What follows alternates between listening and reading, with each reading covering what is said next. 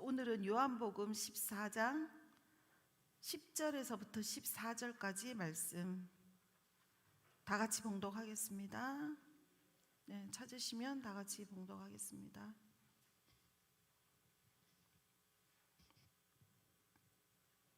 다 찾으셨어요? 네. 10절. 네. 요한복음 14장 10절. 자, 함께 읽겠습니다. 내가 아버지 안에 거하고 아버지는 내 안에 계신 것을 너가 믿지 아니하느냐? 내가 너희에게 이르는 말은 스스로 하는 것이 아니라 아버지께서 내 안에 계셔서 그 일을 하시는 것이라. 내가 아버지 안에 거하고 아버지께서 내 안에 계심을 믿으라. 그렇지 못하거든 행하는 그 일로 말미암아 나를 믿으라. 내가 진실로 진실로 너희에게 이르노니 나를 믿는 자는 내가 하는 일을 그도 할 것이요 또한 그보다 큰 일도 하리니 이는 내가 아버지께로 감이라. 너희가 내 이름으로 무엇을 구하든지 내가 행하리니 이는 아버지로 하여금 아들로 말미암아 영광을 받게 하려 함이라. 내 이름으로 무엇이든지 내게 구하면 내가 행하리라. 아멘. 감사합니다. 제가 이 말씀을 저한테 굉장히 저는 모태로 삼아 오면서 살았어요. 제가 낮에 말씀드렸지만 제가 하나님을 알게 된 지 얼마 안 됐다고 했잖아요. 예. 근데 하나님을 알게 돼서 얼마 안 돼서부터 이제 낮에 못 오신 분들을 위해서 제가 조금 더 설명을 하겠습니다. 제가 하나님을 믿고 이 말씀을 가지고 오랜 시간 묵상을 했어요. 이 말씀이 우리에게 하고자 하는 말씀이 무엇인지, 우리 예수님이 한 것보다 더한 일을 우리가 어떻게 할 수 있는지. 근데 그런 사람을 보지도 못했고 예수님처럼 하는 사람도 못 봤단 말이에요. 어떻게 하면 우리가 할 수 있을까요? 말씀에는 하신다고 했는데, 너희들이 내 이름으로 구하면 뭐든지 다 할 수 있다고 했는데 왜 우리가 못하고 사는 걸까요? 그 가장 큰 문제점이 뭐냐면요, 정체성이에요. 우리 자신이 누군지를 몰라요. 그걸로 인해서 그래요. 그러니까 우리 자신이 누군지를 모른다는 게 무슨 말이냐면요, 우리는 하나님의 자녀예요. 하나님의 딸, 하나님의 아들. 그런데 그게 진짜로 내 안에 풀어져 있는 사람들이 의외로 많지가 않아요. 내가 누군지를 모르기 때문에 의심하고 두렵고, 하나님이 나에게 무언가 약속을 하고 예언으로 말씀을 주셨고 꿈으로도 말씀을 주셨고 했는데 우리가 그게 내 안에 풀어지지 않고 내 삶 가운데 풀어지지 않으니까 내가 누군지를 모르기 때문에 우리가 예수님처럼 할 수 있다고 했는데도 그걸 못하고 사는 거예요. 근데 이 정체성에 대해서 그러면 어떻게 하면 되느냐 잘 모르시잖아요, 그죠? 그냥 그걸 믿으면 되는 거예요. 내가 누군지. 예를 들어서 한번 삼성 기업으로 한번 얘기를 한번 해볼게요. 삼성 기업으로 친다면 그 자녀분들, 이건희 씨, 그분의 자녀분들은 나가서 돈 걱정할 것 같아요? 우리 다음 달 카드값 낼 거 걱정할 것 같아요? 안 하잖아요. 그러니까 우리가 그런 걱정을 하고 사는 자라는 거는, 우리 아버지는 삼성기업의 이건희 씨보다 더 대단하시고 온 우주 만물의 주인이신 분인데 우리가 그걸 두려워하는 거예요. 근데 사람들이 대부분 다 뭐라고 얘기하냐면, 그러면 하나님이 다음 달 카드값 안 내주잖아요. 그래서 내가 여기 아픈데 안 고쳐주잖아요. 다 그렇게 얘기해요. 그런데 하나님이 뭐라고 얘기하셨어요? 믿음대로 될지어다 했잖아요. 우리가 그만큼 믿지를 못하는 거예요. 내가 누군지를. 내가 세상 가운데 성령을 덧입고 나아갔을 때 그 권능으로 세상 사람들을 치유하고 세상의 돈을 다스리고 세상을 통치하고 이걸 할 줄 아는 자라는 거를 본인 스스로가 잘 깨닫지 못하는 거예요. 그렇기 때문에 계속 집회를 따라다니게 되고 강사들이 오면 머리를 내밀게 되고 또 그 강사들한테 뭔가 물어보고 뭔가를 막 알려고 했을 때 그 답이 오면 진짜로 그 사람을 통해서 답을 받을래나 뭐 여러 가지 많은 그런 두려움으로 살고 있잖아요. 그래서 오늘도 제가 낮에 사역을 할 때 많은 분들이 잠깐 오셔가지고 말씀하시는 게 대부분이 굉장히 두려움과 걱정으로 가득 쌓여 있었어요. 이 두려움과 이 모든 것들을 극복하는 게 바로 여러분들의 정체성과 맞바꾸는 단계들이거든요. 내일 당장 무슨 일이 쳐들어온다 해도 여러분들 아무 일 없으니까 걱정하지 마시고 믿음으로 평강해 보세요. 그 훈련들을 하나하나 해 나갈 때 정말 어떨 때는 죽을 것 같은 고통도 오고 너무나 힘든 그런 일들이 많이 와요. 하지만 실질적으로 여러분들 뒤로 돌아보세요. 그동안 그 많은 과거가 다 지나갔잖아요. 이거는 극복 못할 것 같아. 이 일은 어떻게 하면 좋지? 이건 어떻게 해결하지? 얘는 어떡하지? 정말 하나님께서 유일하게 그분의 주권이신 삶과 죽음을 바꾸는 일 말고는 모든 일이 다 해결돼서 여기까지 왔잖아요. 그죠? 그 순간에는 그 일로 내가 정말 죽을 것 같고 죽고 싶고 이런 일들이 얼마나 많아요.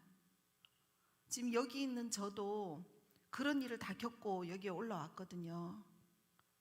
저도 너무나 많은 시련 가운데 정말 버티기 힘들어서 너무나 많이 죽으려고 했었단 말이에요. 근데 제가 정체성을 알고 나서부터는 그게 완전히 바뀌어 버렸어요. 제가 누구인지 알고 나서부터. 저는 제가 이런 사람인지 몰랐어요. 저는 어릴 때부터 너무나 많은 고난과 역경이 있었기 때문에 버텨서 살 힘이 없었어요. 그래서 너무나 많이 죽음의 영이 덮여 있어가지고 제가 왜 살아야 되는지 알 수가 없었어요. 그래서 정말 많이 죽으려고 했고 이제 내가 누군지를 완벽히 알고 나니까 죽을 이유가 하나도 없는 거예요. 살 이유밖에 없는 거예요. 그 첫 번째 그것을 알게 된 게 주님의 음성을 듣기 시작하면서부터예요. 그래서 오늘 낮에 제가 주님의 음성 듣는 게 정말 중요하다고 말씀드렸잖아요. 주님의 음성을 듣기 시작하면 양이 목자를 따라서 벼랑 끝으로 갈 일이 없는 거예요. 그래서 음성 듣기가 정말 중요합니다, 여러분. 음성을 듣기 시작하면서 하나님한테 제가 여쭤봤던 모든 궁금증이 다 풀려나가기 시작을 했어요. 그것이 무엇이냐면 내가 이 땅 가운데 왜 태어났는지, 내가 왜 살아야 되는지, 내가 무엇을 하며 살아야 되는지, 내가 어떻게 돈 벌어야 되고 남편과 자식과 내 일과 이 모든 것들을 어떻게 해나가야 되는지를 하나님이 말씀해 주시기 시작했어요. 근데 그전에는 너무 힘들었어요. 음성이 안 들리니까. 이게 내 생각인가 하나님 생각인가 이게 내 추측인가 아닌가 이 기도가 맞나 안 맞나 이 꿈은 무슨 의미가 있는지 아무것도 모르겠더라고요. 그런데 하나님의 음성을 듣기 시작하니까 제일 먼저 필요 없어진 게 뭐냐면 예언 기도였어요. 하나님이 저에게 강력하게 말씀해 주시니까 제가 굳이 다른 사람한테 듣지 않아도 되는 거예요. 근데 어떨 때는 하나님이 음성을 들었는데 불구하고 그 음성 뒤에 정말 이 일을 빨리 했으면 좋겠다 뭐 이런 거 있잖아요. 그럴 때는 갑자기 다른 사람을 통해서 그 말씀을 딱 주셔요. 똑같은 말씀을. 예를 들면 제가 평택에다가 큰 사업을 하나 하려고 준비를 하고 있었어요.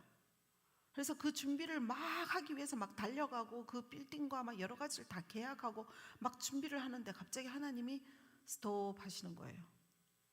근데 나는 이게 굉장히 좀 달리는 말 같은 사람이라서 무슨 말씀만 들으면 바로 막 계약하고 바로 그 다음 날부터 착착착착 진행하는 사람이거든요. 근데 이게 스톱 하시길래 내가 하나님한테 그랬어요. 이게 너무너무 스톱을 할 수 없을 만큼 굉장히 많이 왔거든요. 그래서 제가 하나님한테, 하나님, 내가 이 일을 정말 스톱해야 되면은 나의 이름도 성도 아무것도 모르는, 나에 대해서 아무것도 모르는 사람이 나하고 만나서 그만이라는 말, 중단해라는 말 한마디만 하면 제가 그만하겠습니다 했어요. 근데 이틀인가 3일 정도 뒤에 어떤 사람이 갑자기 낯선 분이 연결이 되고 그 권사님이 안녕하세요 선교사님 하더니 저한테 저 잘 뭔지 모르겠지만 하나님이 중단하래요 이러시는 거예요. 그러면서 제가 그 일에 대해서 몇 달을 준비해 왔지만 그 빌딩을 계약까지 다 했는데 다 중단해 버렸어요. 그리고 그 뒤부터는 뒤도 돌아보지 않았거든요. 근데 이게 스탑이라고 나한테 먼저 사인을 주셨기 때문에 제가 모든 행동을 중단할 수 있었잖아요. 그래서 이렇게 정체성을 알아가는 데 가장 중요한 거는 주님의 음성을 듣기예요. 어떤 면에서는요, 1부터 10까지가 답이라면 1부터 10까지가 전부 다 주님과의 친밀함과 음성을 듣는 거예요. 그게 가장 강력한 그리스도인들의 열쇠예요. 근데 대부분의 사람들이 그 열쇠를 추구하지 않고 하나님과 친밀하고 하나님의 어떤 음성을 듣는 그런 훈련들을 하지 않고 그동안 배워왔던 시간마다 자기 자리에 앉아서 기도 리스트를 펴고 계속 기도만 하다가 그 다음에 이제 시간이 되면 가버린단 말이죠. 그리고 하나님하고 단둘이서 가지는 시간은 아예 없어. 방언으로 기도는 몇 시간씩 작정하고 해. 새벽 기도도 무조건 나오고 열심히 하고 뭘 하고 다 하셔. 그런데 모든 삶에는 돌파가 없어. 근데 하나님은 그런 분이 아니시거든요. 하나님은 여러분들이 하나님 이것 좀 도와주세요, 이것 좀 해주세요 하는 것에 모든 답을 각자에게 다 주시길 원해요. 근데 우리가 왜 못 받겠어요? 남편이 와이프한테 당신 오늘 밤에 나랑 얘기 좀 해 하는데 잠깐만요, 나 바빠요, 나 기도하러 가야 돼요, 나 책 좀 보러 가야 돼요, 뭐 해야 돼요. 남편하고 단둘이의 대화가 없으면 계속 사이가 굉장히 벌어지잖아요. 그 동일해요. 하나님하고 나하고도 단둘이서 얘기 나눌 시간이 없으면 기름 부으심도 하나님께서 주시는 은혜도 그 어떤 것도 조금밖에 맛을 보지 못해요.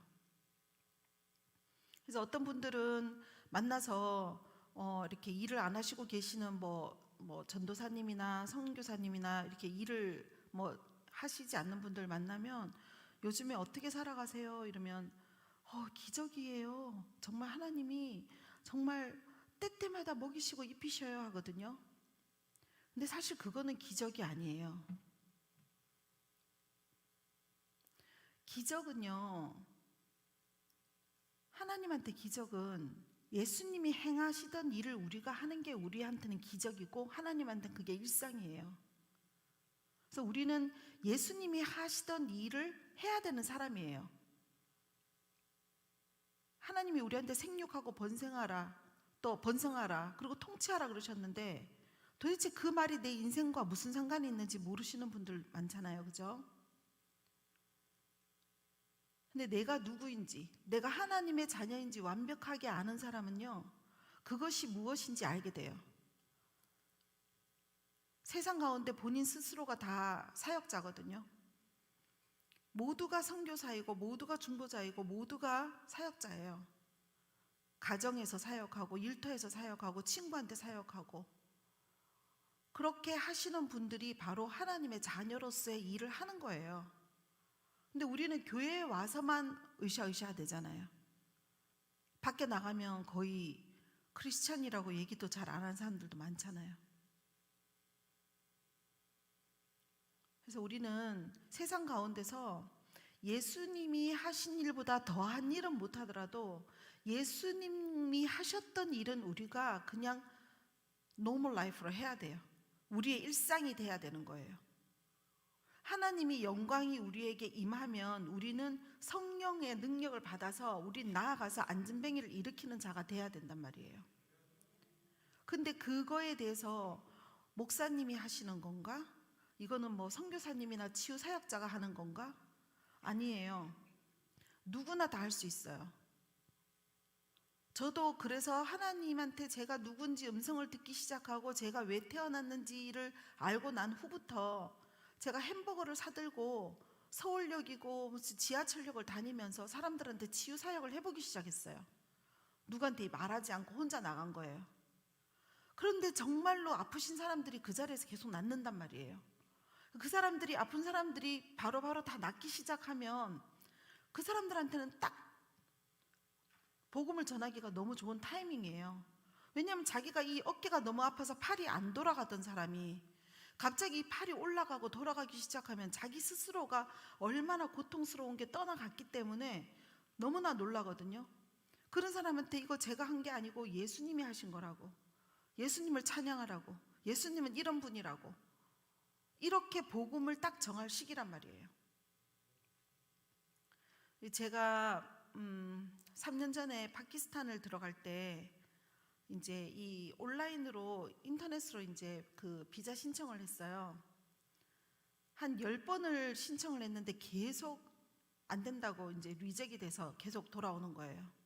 근데 저는 파키스탄을 너무 들어가서 정말 새로운 세상에서 많은 사람들, 그 또 무슬림 지역에서 사람들한테 예수님을 너무 알리고 싶어서 제가 신청을 하다 도저히 안 돼가지고 파키스탄 대사관으로 찾아갔어요. 찾아갔는데 거기서 안 된다. 무슨 여자가 무슨 이유로 당신이 비즈니스 하는 것도 아니고 우리 파키스탄하고 비자를 내줄 수가 없다는 거예요. 그래서 그 다음날 또 찾아가고 그 다음날 또 찾아가고 제가 열흘을 계속 갔어요. 열흘째 되는 날 옆에 있는 어떤 사무실에서 문을 열고 있는 남자가 나오더라고요. 그분이 파키스탄 대사이신 것 같아요. 제가 보기에는.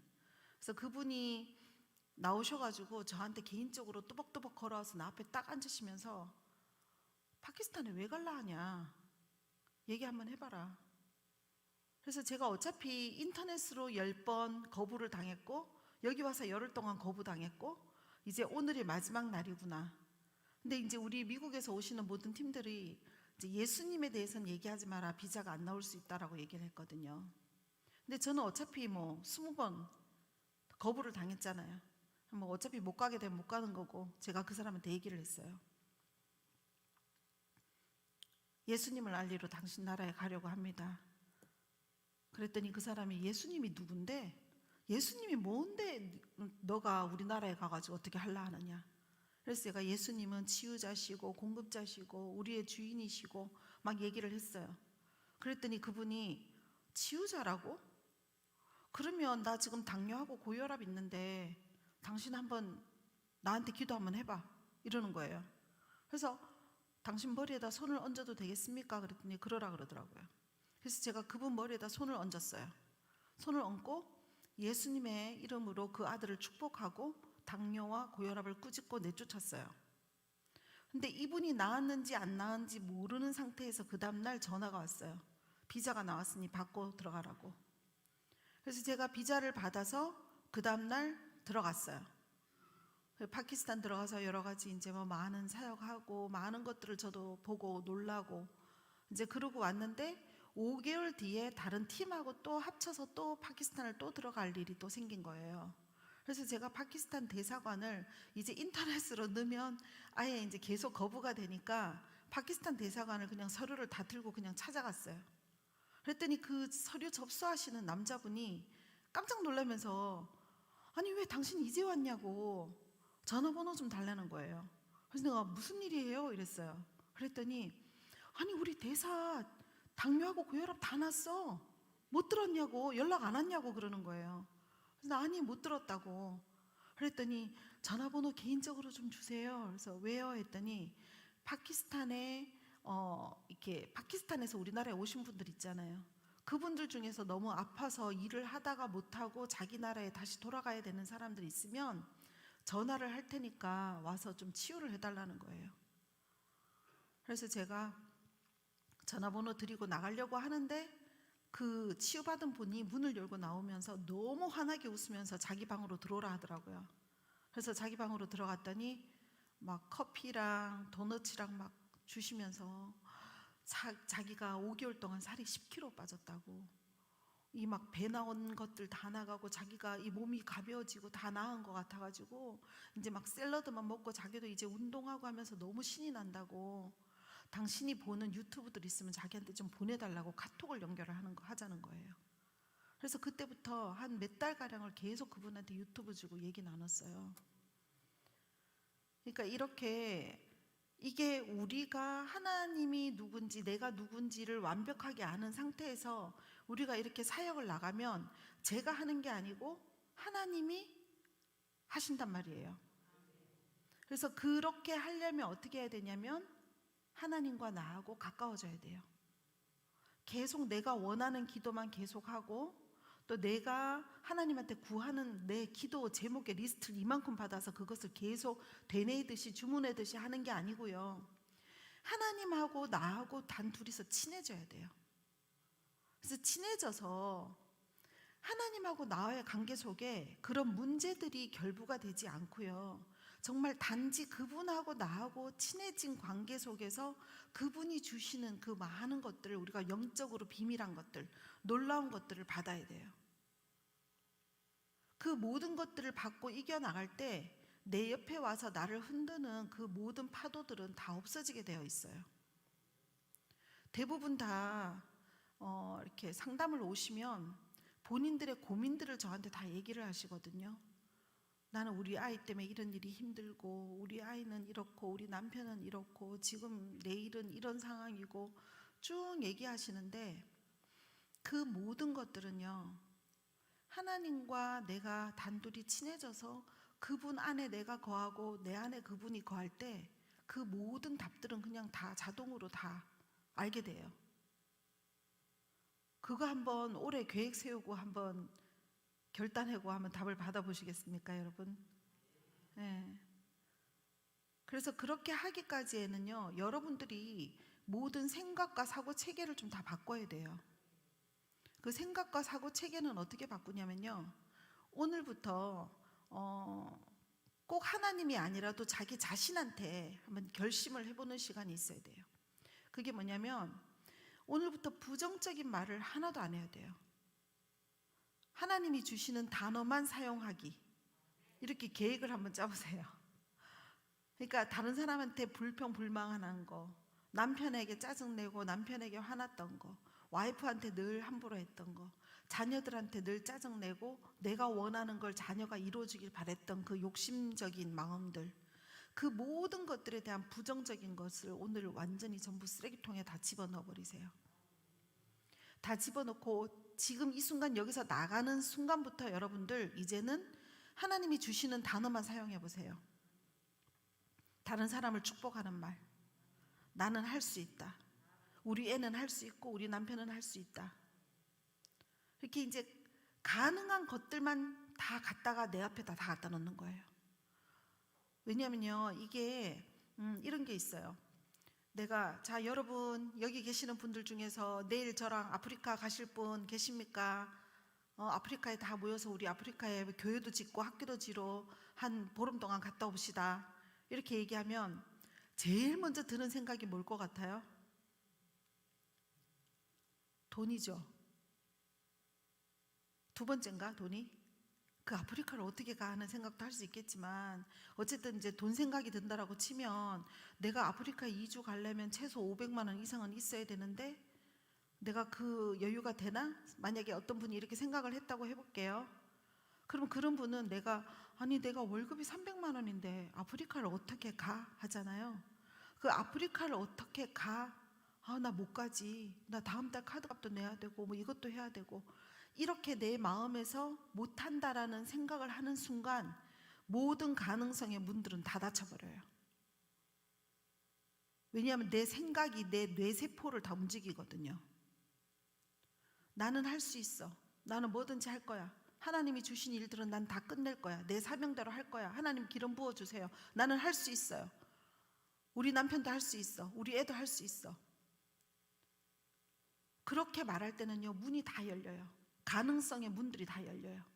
그러면서 그리로 발을 디디고 나아가는 거예요.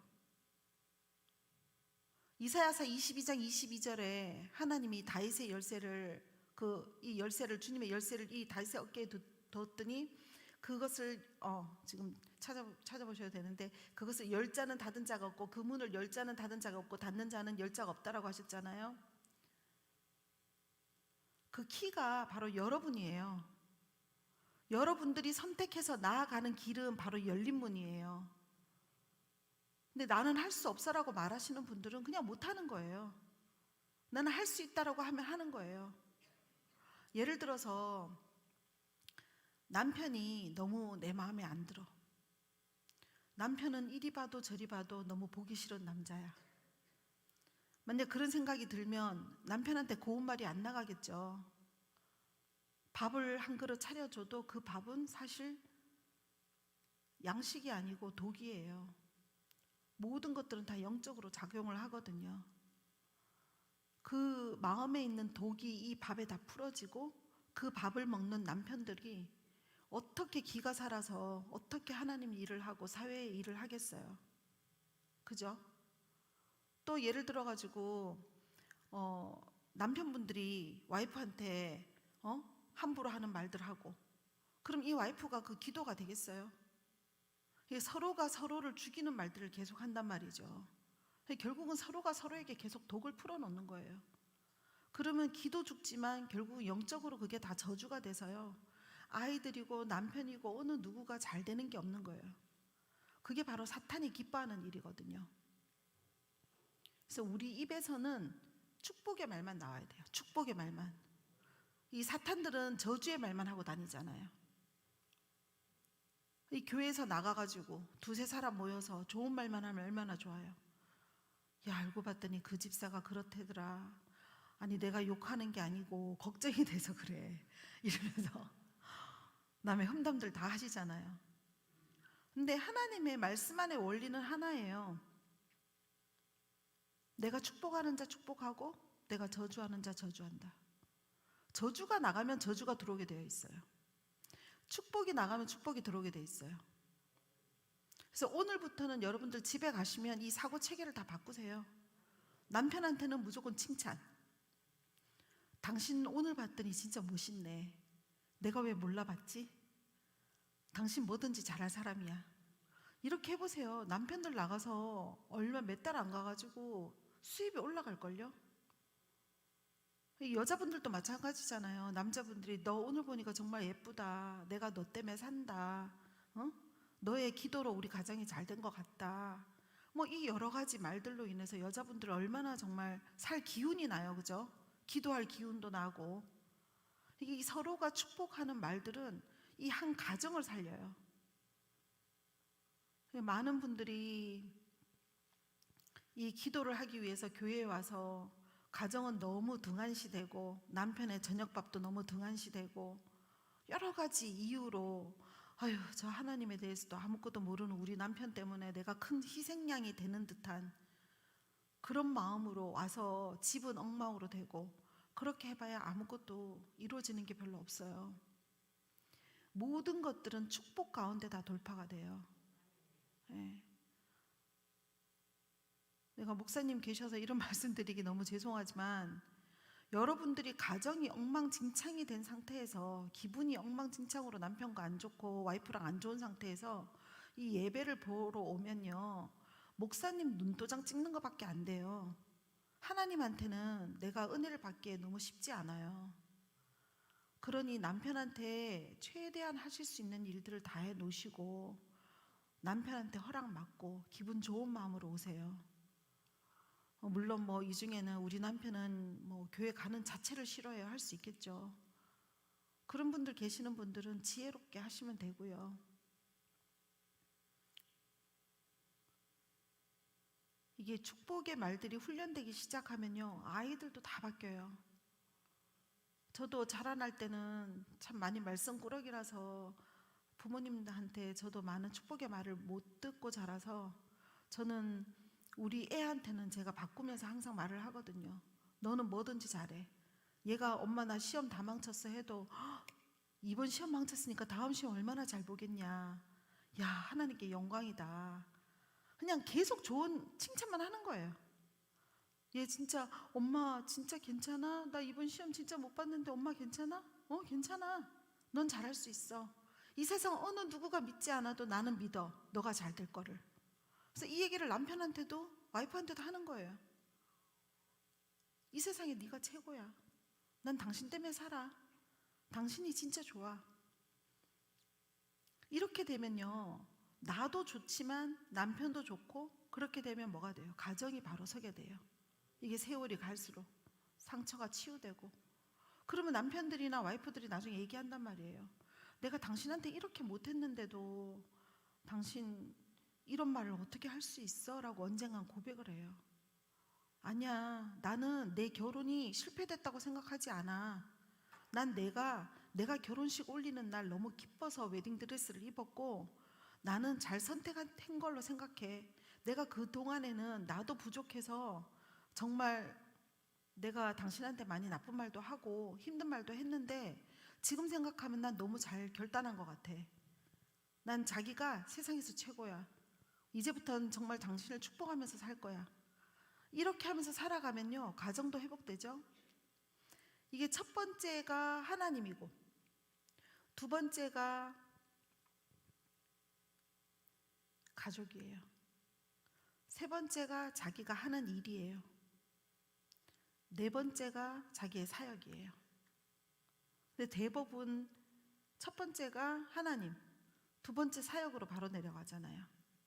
그래서 가정이 깨지는 경우가 너무 많아요. 가정은 하나님이 기름 부어 세운 곳이에요.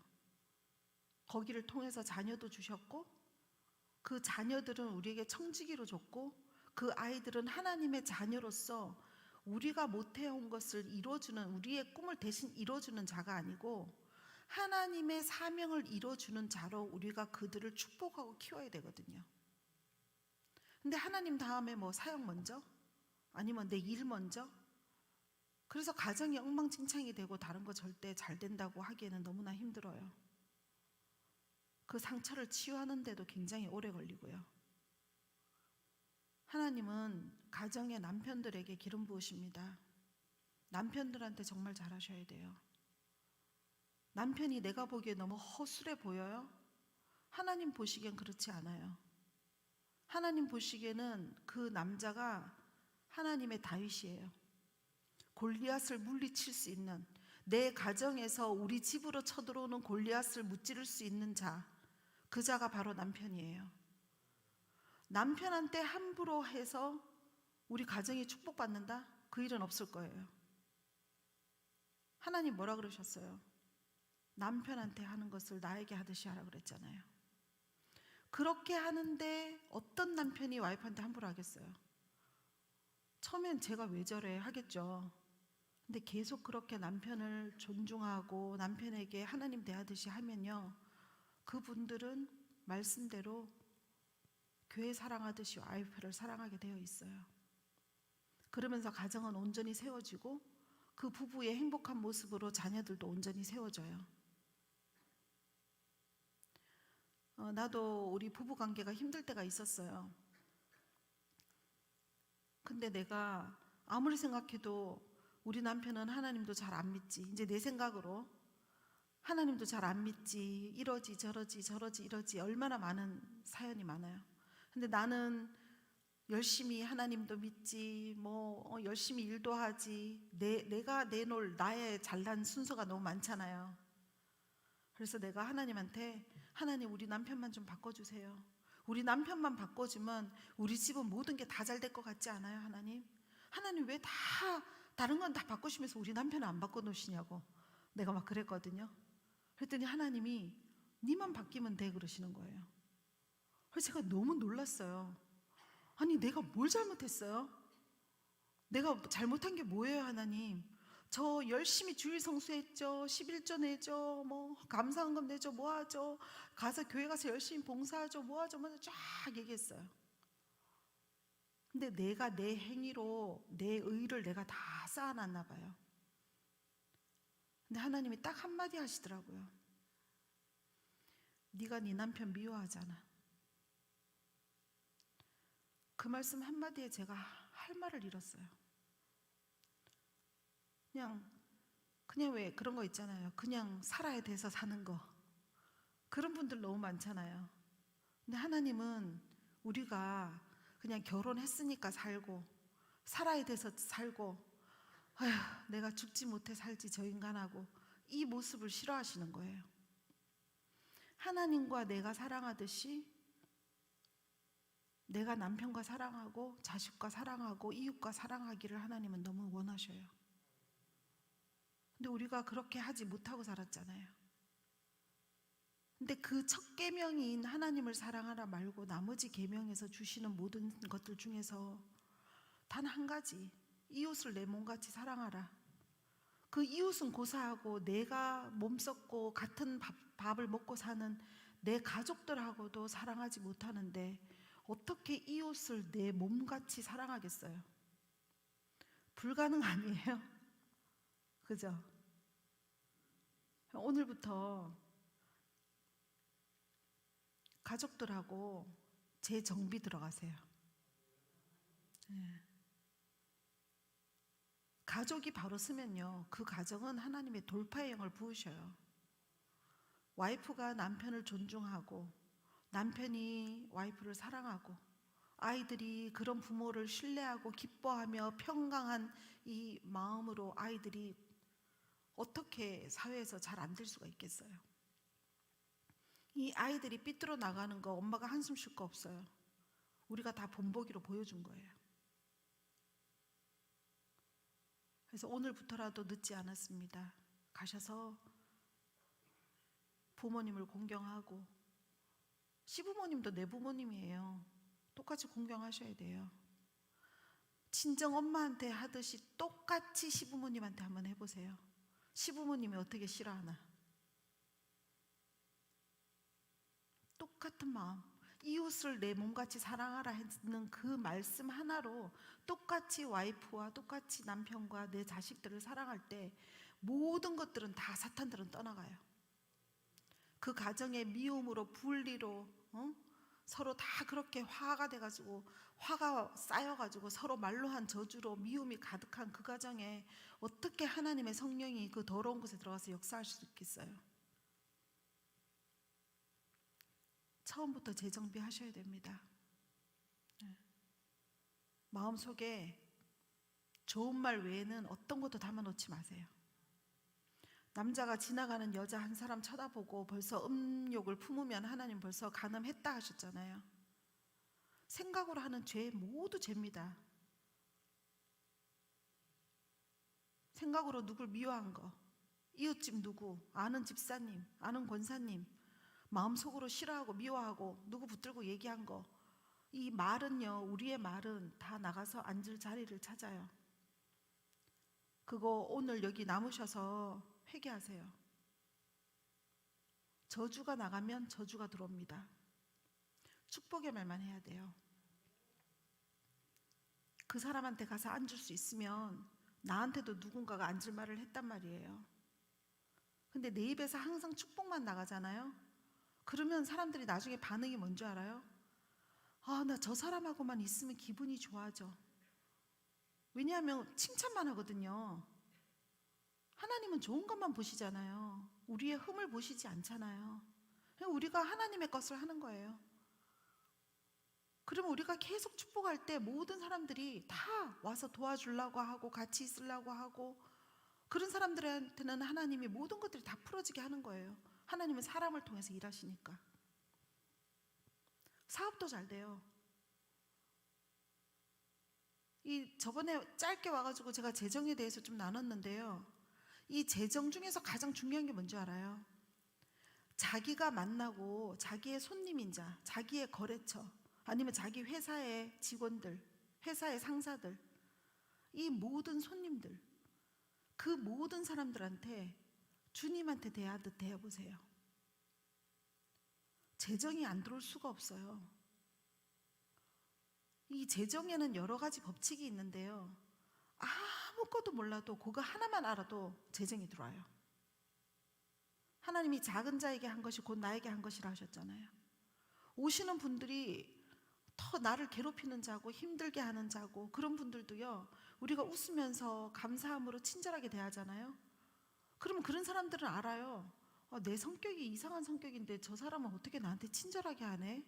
이게 말들을 아주 나쁘게 하시는 분들 있잖아요. 불만과 불평이 늘 나오는 분들. 그런 분들도 여러분들이 그냥 칭찬하는 거예요. 어머, 오늘 정말 화사해 보이시네요. 좋은 일 있으신가 봐요. 이렇게 기쁘게 다 했을 때 그분들이 결국은 나가서 더 좋은 손님들 데려와요. 어떻게 잘 안 될 수가 없어요. 저는 그걸 다 겪은 사람이거든요. 저도 한 사람 두 사람으로 시작해가지고 정말 많은 일을 이뤘거든요. 정말 오병이어의 기적을 정말 많이 경험했어요. 여러분들도 모든 거를 긍정적인 마인드로 다 바꾸세요. 하나님을 믿지 않는 사람들도요, 이 마인드로 비즈니스 하면은 안 되는 사람이 없어요. 근데 우리는 하나님까지 믿잖아요. 무엇이 겁이 나요? 하나님을 믿음으로 가정이 모든 것들이 다 풀리고 가정이 화목해지고 밖에 나가서 모든 사람들한테 기쁨으로 대하면 우리가 안 될 게 없잖아요. 이렇게 가면서 우리가 누군지를 알아가는 거예요. 이 정체성을 알아가는 거예요. 축복의 말들만 계속 하는 게 바로 하나님의 자녀거든요. 사탄의 자녀들은 계속 저주를 퍼붓겠죠. 근데 우리는 하나님의 자녀니까 계속 축복하는 거예요. 만나는 사람마다.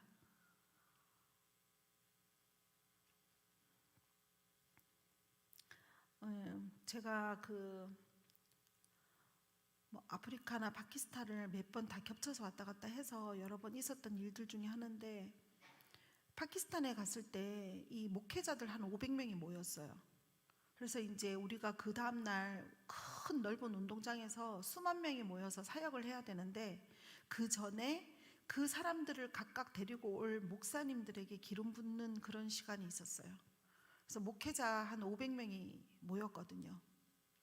그런데 목회자들이 왔을 때 제가 그들에게 손을 얹어가지고 예수님의 이름으로 나을지어다 하는데 뭐가 쑥 빠져나가는 거예요.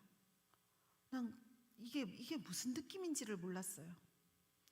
나중에 보니까 어떤 강사분 한 분의 말씀을 듣고 내가 그게 성령님인 걸 알게 된 거예요.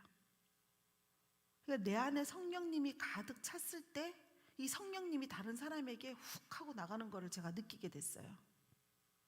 어떤 일이 있었냐면, 저랑 같이 이제 사역을 많이 간 찰리 샴프라는 분이 계셔요. 그 찰리 샴프 목사님은 치유도 강력하지만 뭐 여러 면으로 정말 내가 본받을 분인데, 그분이 하루는 아프리카를 갔는데 막 통역하는 사람 옆에 있고 막 이제 설교를 하기 시작한 거예요. 그런데 갑자기 하나님이 중단해라 그러신 거예요. 그래서 설교를 하다 말고 네 하나님, 그리고 중단을 했는데 이 옆에 통역자가 네 말을 제대로 통역하고 있지 않다라고 얘기를 하신 거예요. 그래서 중단하고 이 사람을 딱 쳐다보는데, 통역자를 쳐다보는 순간 자기 몸에서 뭐가 쑥 빠져나가더래요. 그러면서 이 사람이 갑자기 땅바닥에 확 나댕기친 거예요. 근데 알고 봤더니 이 사람이 무슬림이야. 그러니까 이 통역을 듣고 자기네 무슬림의 그 가르침으로 통역을 한 거예요. 그래서 그날 이 사람이 자기가 땅바닥에, 이 사람이 찰리 샴푸가 아무것도 하지 않았는데도 불구하고 성령이 나가서 그 사람을 휙 들어서 내팽개 쳐지는 거를 자기 스스로가 겪고 이 하나님에 대한 두려움이 생기기 시작한 거예요. 그래서 이 사람이 그때 구원을 받았어요. 하나님을 영접하고. 그리고 울면서 다시 통역하기 시작했다 그러더라고요. 이게 성령님이 내 안에 온전히 계시는 거, 그게 바로 하나님의 자녀로서 우리가 해야 될 일이에요. 그래서 낮에도 좀 말씀드렸지만, 아침에 눈을 떠서 일어나면 저녁에 잘 때까지 무시로 계속 성령님을 구하는 거예요. 성령님, 오늘 저와 동행하기를 원합니다. 아버지, 안녕히 주무셨어요? 아버지, 저 지금 일어났어요. 오늘은 무엇을 할까요? 아버지 사랑해요.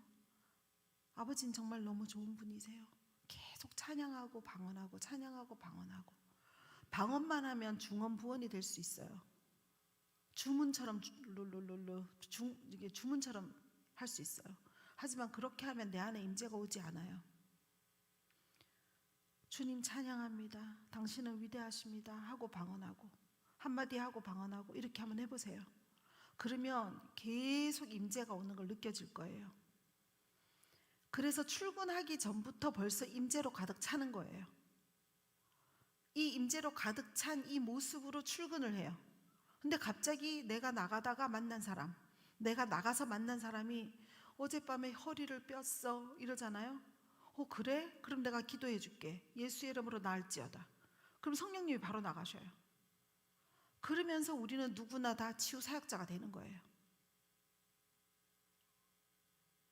우리 사무실 직원분들도 다리 뼈어요 이러고 들으면 손대고 그냥 바로 낫고, 또 누가 아프면 바로 치유하고, 이거를 너무 몇 년 동안 일상으로 보니까 하나님을 안 믿던 애들인데, 하루는 컨퍼런스를 하는데 내가 컨퍼런스에 너네도 한 번만 와라 그랬더니 알겠습니다 이러더니 나는 이제 여기 앞에 여기 앉아 있었거든요. 근데 걔네들이 늦게 와서 저쪽에 앉아 있었어요. 근데 걔네들이 하도 사무실에서 치유가 많이 일어나는 걸 하도 봐놓으니까 강사분이 그때 해외 강사분이었는데 막 설교하시면서 이 중에서 오늘 예수님을 영접하실 분 계십니까 했더니 우리 직원 둘이가 또르르 걸어 나오는 거예요. 근데 얘네들은 이제는 우리 사무실에서 축사가 일어나고 뭐 비명이 질러지고 난리를 쳐도 처음에는 막 뭐지 막 이러고 이랬는데 이제는 옆에서 와 이래도 전에 할 일 다 해요. 이게 일상이 되면 믿지 않은 사람들도 하나님은 이런 분이구나 그냥 다 하는 거예요. 다 믿는 거예요. 그러면서 언젠가는 우리가 굳이 막 예수님 믿어라 네가 어쩌고 저쩌고 하나도 안 해도 돼요. 예수님 믿으라고 막 얘기해놓고 어떨 때 막 남들보다 더 계산 따지고 화났을 때는 못된 말하고 그래 보세요. 크리스찬 싫어하지. 기독교인들 싫어하잖아요. 싫어하시는 분들 왜 싫어하겠어요? 우리가 그만큼 그 본을 못 보였기 때문이에요. 이게 우리가 혼적으로 우리의 마음으로 전도하려 하고 우리가 하고 싶은 대로 말하고, 그리고 그들한테는 나중에 계산은 계산대로 다 따지고 따지고 들고 화내고, 이 존경심이 없는데 어떻게 믿고 싶겠어요? 근데 늘 그들에게 축복하는 말하고 늘 그들에게 정말 치유는 그냥 늘 일어나는 일상인 것처럼 보여주고, 그렇게 하면요 하나님 믿으란 말 안 해도 자기네들끼리 믿어요.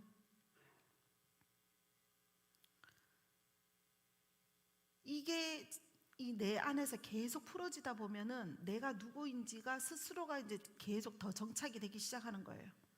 그렇게 장착이 되면서 결국은 내가 누구인지를 알게 되고 강력한 치유 사역자로 거듭나는 거예요. 근데 그렇다고 내가 막 사역을 다녀야 되냐? 그렇지도 않아요. 그냥 내가 늘 하는 대로 일을 하면 돼요. 회사 다니고 뭐 하고. 자기가 사는 데서 자기 스스로가 다 사역자예요. 우리는 뭐 선교사 직분 받고 뭐 이렇게 딱 뭐 서류가 있어야지 뭐 선교사? 그거 아니에요. 여러분들 각자가 다 선교사예요. 집에서 선교사, 일터에서 선교사, 자기 하는 일마다 거기서 다 우리는 선교사예요. 저도 마찬가지고요. 우리는 그 하나님의 복음을 전하기 위해서 태어난 사람들이거든요. 그렇게 해서 내 일상이 늘 하나님의 일상이 되고 하나님의 일상이 거의 매일 내 일상이 되다 보면은 내가 누군지 완벽하게 알게 되면 이 시간 저 시간 너무 구걸하는 삶을 살지 않아도 된다 이거예요. 이 기도는 어떻게 하면 될까요? 나 이런 일이 있는데 나 이때까지 말 다 알아들었어요. 그런데 이제 내 기도 제목 이거 하나만 좀 들어주세요.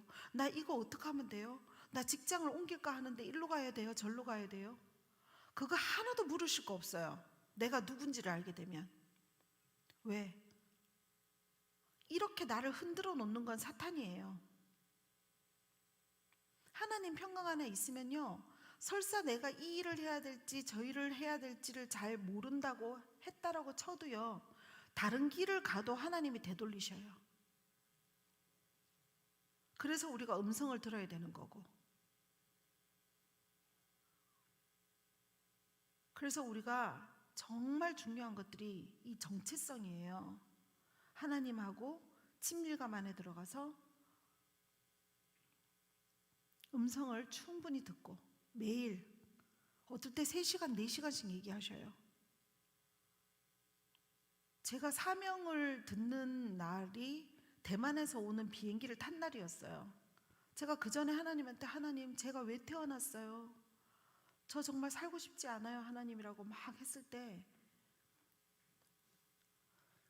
비행기를 탔는데 그날따라 비행기가 일반석이 하나도 없어서 비즈니스석을 돌아오는 길에 끊을 수밖에 없었던 상황이었어요. 그래서 비즈니스석에 앉았는데 너무 많이 피곤해갖고 의자를 펴고 바로 막 골아 떨어지고 싶을 정도로 피곤했었거든요. 근데 이 비즈니스석에 타면 좀 남들보다 이렇게 좀 일반석보다 더 좀 누울 수가 있으니까 다리를 딱 뻗으려고 하는데 하나님이 노트 꺼내라 그러시더라고요. 그래서 노트를 꺼냈는데 그때부터 막 말씀하시는 걸 다 적었거든요.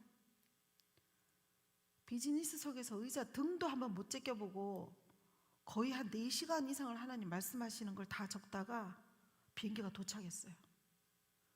그러면서 그때 제가 하나님한테 너는 왜 태어났고 무슨 일을 해야 되고 어떤 일 때문에 내가 너를 기름 부었고 이 모든 것들을 다 말씀하셔서 그 노트에다 다 적고 제가 그때부터 제 인생이 바뀌어버린 거예요.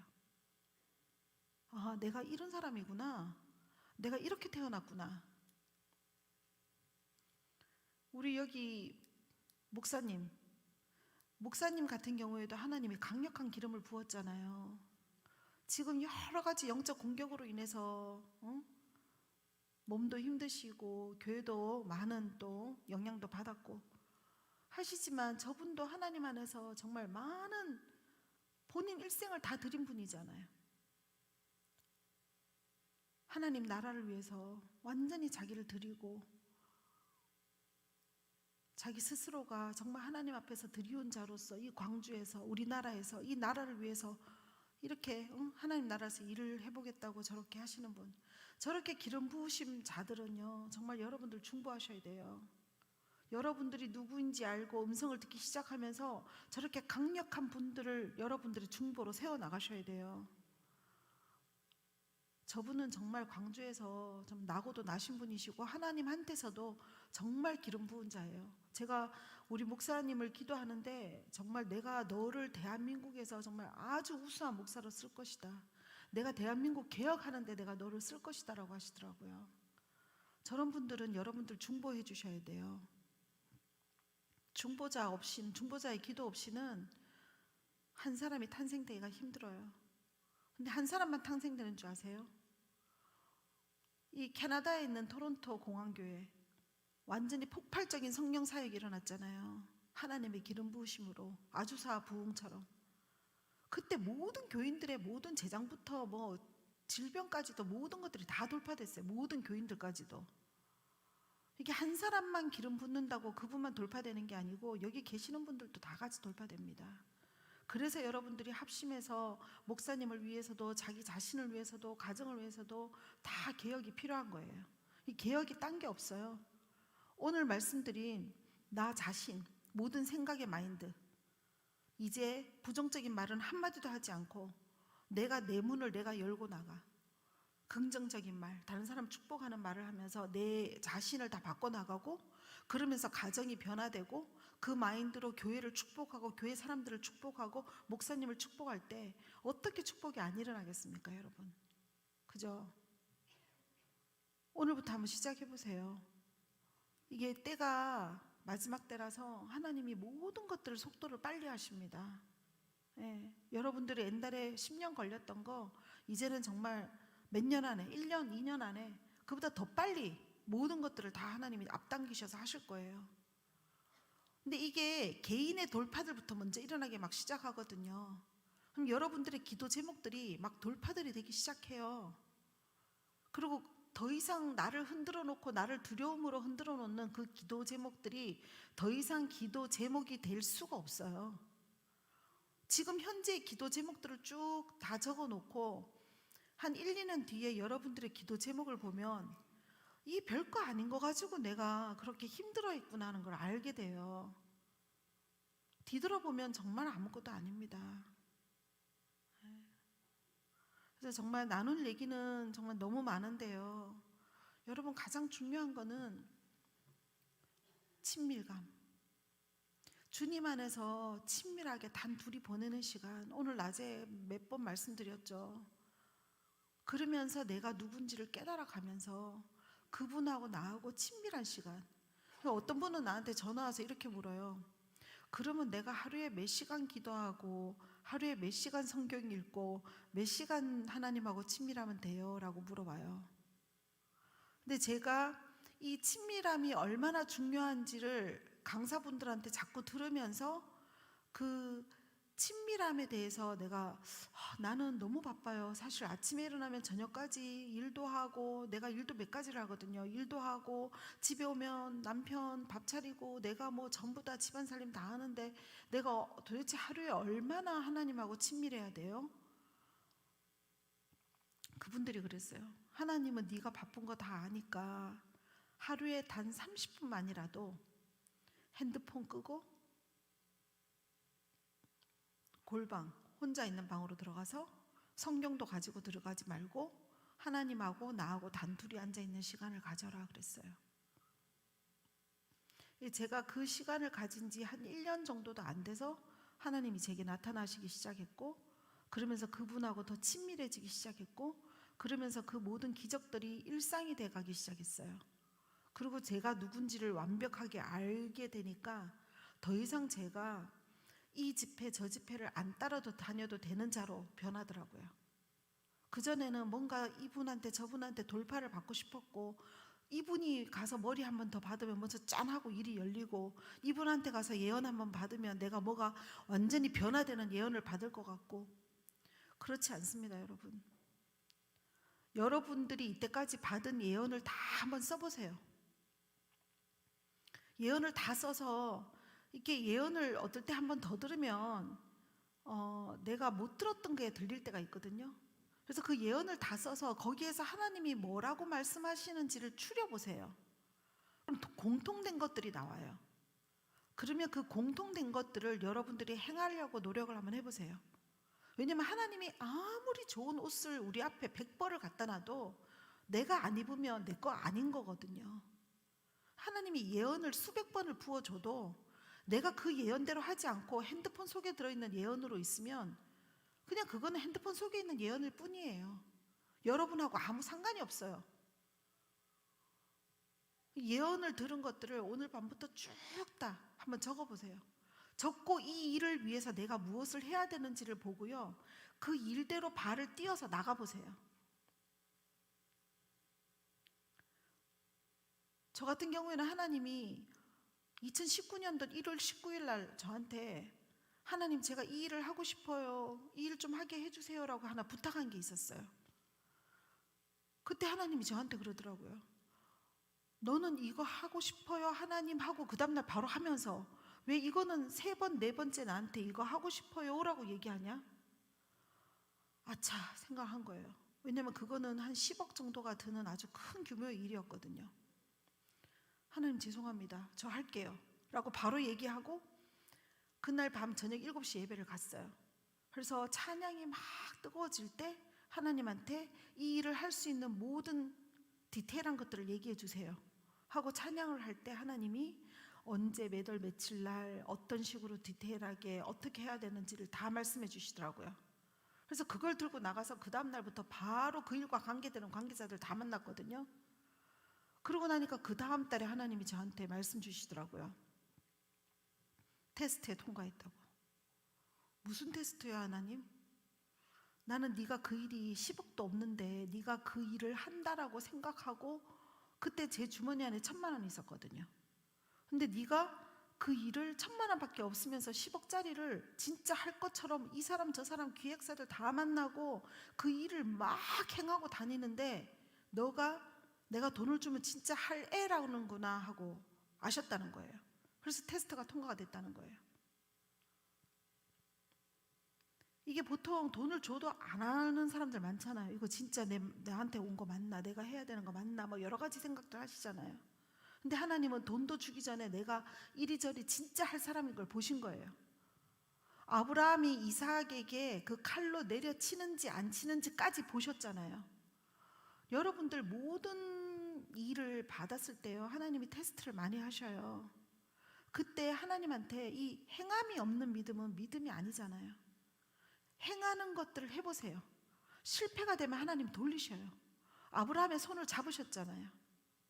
그것처럼 여러분들도 이제 하나님 앞에서 할까 말까 그만 재세요. 이 딸이 엄청난 손해가 나는 일을 음성을 잘못 듣고 하려고 할 때 내가 강력하게 계속 매일 방언으로 기도하면서 성령님의 은사를 구하고 성령님의 음성을 구하면서 내가 걸어 나갈 때 영분별력이 나에게도 생기지만 하나님도 잘못된 길을 걷지 않게 딱 붙들어 주셔요. 제가 큰 일을 평택에다 하나 하려고 할 때 하나님이 중단하라라고 얘기했을 때 이만큼 진행했는데 중단하라고요? 하는데 그때 돈은 하나도 안 들었었거든요. 그만큼 진행한 건 내가 많은 사람을 만나고 행동을 했던 일이에요. 그랬는데 그 돈이 딱 나가기 직전에 중단하라고 얘기하셨거든요. 그러니까 아무 걱정하지 마시고요. 예언을 받은 것들을 쭉 적고 이 중에 내가 안 한 게 있나? 이게 내 사명이면 이걸 해야 되는데 내가 안 했구나. 그런 것들을 이제 시작 한번 해보세요. 남편과 부인과 의논하면서 그 일들을 행해 나갈 때 하나님이 나에게 주신 내 사명이 하나님 안에서 이루어져 나가면서 내 스스로가 내가 누군지를 더 알면서 하나님의 자녀로 살아나가는 그 반석의 기초가 돼 나가는 거예요. 두려움으로 떡볶이 집을 할까? 가정식 백반을 할까? 계속 재고 있잖아요. 가정식 백반에서 떡볶이 팔면 되잖아요. 우리는 뭐든지 하려고 마음만 먹으면 다 할 수 있는데 두려움과 이리 재고 저리 재므로 인해서 아무것도 못하는 거거든요. 그래서 이제 요점을 정리하자면요. 오늘부터 나가서 집에 돌아가면서 어떻게 해요? 가족들한테 축복하시는 말 계속 축복합니다. 오늘부터는 누구한테건 축복하는 말, 누구한테건 칭찬하고 그냥 등을 보고 지나가는 사람들한테도 하나님 저 사람 축복합니다. 모르는 사람한테도 축복해. 버스 기사분한테도 축복. 다 축복하는 거예요. 왜? 축복은 나에게 다시 돌아올 거지만 그거를 바라보고 축복하는 게 아니고 우리는 축복을 푸는 자거든요. 아브라함의 축복을 풀어내는 자거든요. 그렇게 축복하면서 살고 하나님하고 친밀감 안에서 내 정체성을 알아나가는 거예요. 그러면서 받아온 예언들을 다 적어서 못 해본 것들을 하나씩 해나가는 거예요. 오늘 이거를 한꺼번에 다 풀어낼 수는 없지만 여러분들이 이렇게 하나씩 해나갈 때 몇 개월 안에 여러분들은 다른 사람이 되어 있는 걸 본인 스스로가 더 보게 될 거예요. 그러면서 여러분들의 위치와 여러분들의 모든 자리가 다 틀려질 거예요.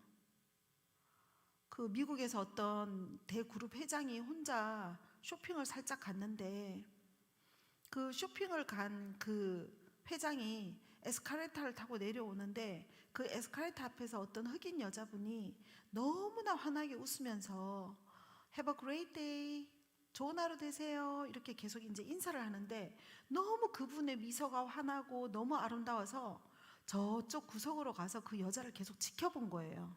저 여자가 내가 누군지 알아서 나한테만 그렇게 인사했나 싶어서. 근데 이 여자분이 계속 보고 있는데 그 사람은 그 에스컬레이터를 타고 내려오는 모든 사람들한테 너무나 친절하게 계속 인사하는 걸 보고 너무 감동을 받아서 그 그룹에 이 여자분을 인사과에다 얘기해서 서비스를 가리키는 팀장으로 바로 데리고 와서 승진시켜 버렸어요. 그러니까 우리는 이 작은 축복이 하나님으로 하여금 큰 축복으로 이어지는 일이 되거든요.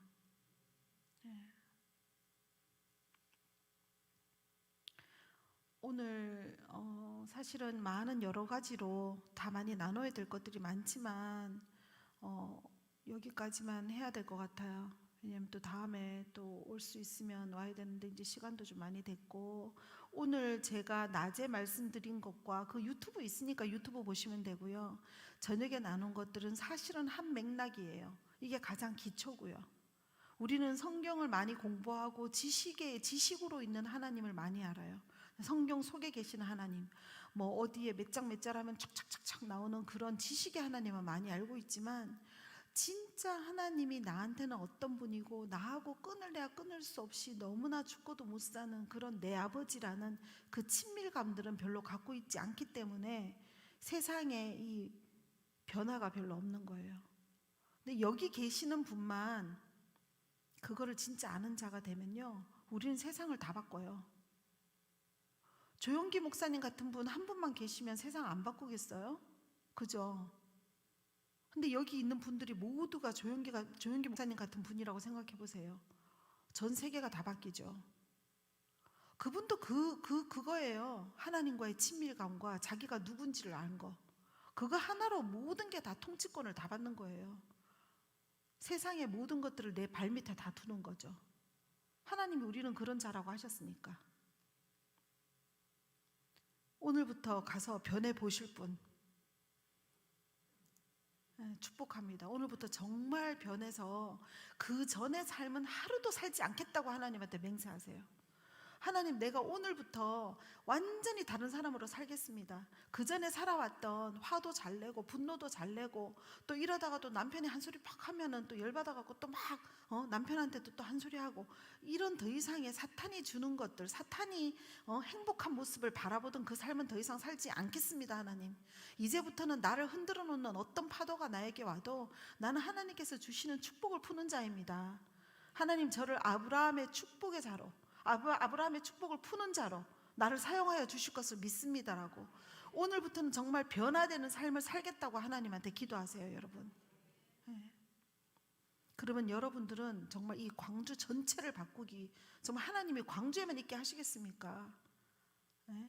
많은 세상을 변화시키는 자로 다 다니게 하시죠. 우리 목사님과 여러분들 같이 힘을 합쳐서 여러분들 정말 강력하게 제가 우리 목사님 정말 기도 부탁드립니다. 제가 어제 목사님 기도를 하루 종일 하면서 너무 마음이 많이 아팠어요. 정말 목사님의 원래의 사명대로 가자면요, 목사님은 정말 어마어마하신 분이에요. 근데 여러분들의 중보가 필요합니다. 중보 없이 어떻게 목사님 혼자서 이 일을 다 이뤄내겠습니까, 여러분? 목사님들 위해서도 중보하고 또 사모님과 또 기도하는 동력자들 위해서 기도하면서 여러분 스스로 자신에게도 돌파가 일어나는 것을 선포하면서 여러분들 정말 이 다음에 왔을 때는 많은 간증이 일어나기를 진심으로 축복합니다, 여러분. 네, 진심으로 감사합니다. 감사합니다.